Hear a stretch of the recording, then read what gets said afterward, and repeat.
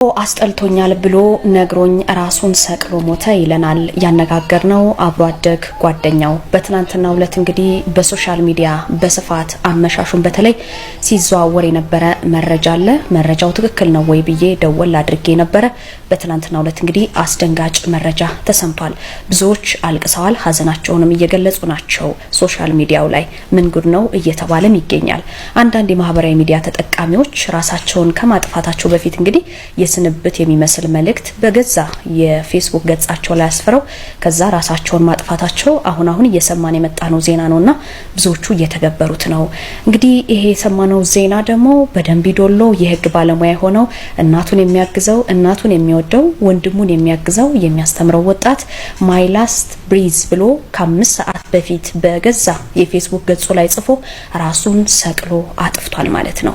ልብ ሰባሪ ሀዘን ነው፣ በተለይ ለወዳጆቹ ማለት ነው። ምዕራብ ወለጋ አይራ በሚባል አካባቢ ተወልዶ እንዳደገ ያገኘነው መረጃ ያመላክታል። እናትና አባቱ 2 ልጆች አሏቸው። ይህ ሟቹና አንድ ልጅ ማለት ነው። ይህ ሟቹ ገዳ የተሰኘው ወጣትና የሱ ታናሽ ማለት ነው የተወለዱት። እናቱ ሞቱን ስትሰማ ራሷን ስታ እንደ ተጎዳችም አውርቶናል ጓደኛው። አሃዱ አነጋግሮ ቃሉን ሰጥቶናል ማለት ነው። አብሮ አደግና የልብ ጓደኛው መረባ ዋቄኔ የተሰኘ ግለሰብ ልጁን ሳቀው እንደዚህ አይነት ውሳኔ ላይ ይደርሳል ብዬ በፍጹም ማልጠብቀው ልጅ ነው። ከሰው ጋር የሚግባባ የማይጣላ ሶሺብል የሆነ ተግባቢ የሆነ የሚባል ልጅ ስለሆነ ለኔ ግራ ገብቶኛል ይላል ጓደኛው። ስለ ቤተሰቦቹም ጠየቅ አድርጌው ነበረ። እናትና አባቱ ሰራተኛ እንደሆኑና የሚኖሩት ምዕራብ ወለጋ አካባቢ አይራ የሚባል ቦታ እንደሆነ ነው። ፌስቡክ ላይ ለጠፈው ነገር አይቼ ለጓደኞቻችን ስደውል አያነሱም። ከሆነ ሰዓት በኋላ ደግሞ ገዳ ራሱን ሰቅሎ ሞተ የሚል ፖስት አየሁኝ።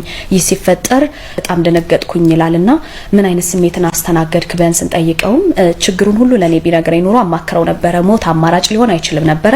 ሰዎች እንዲረዱት ታደርግ ነበረ። ይህን ሳስብ ንዴትና ጸጸት ውስጤን እየበላኝ ነው ብሏል። ይህን በማናገረው ጊዜ በፍጥነት ወደ አይራ ትውልድ ቦታው ትራንስፖርት ላይ እንደነበረ አስረድቶኛል።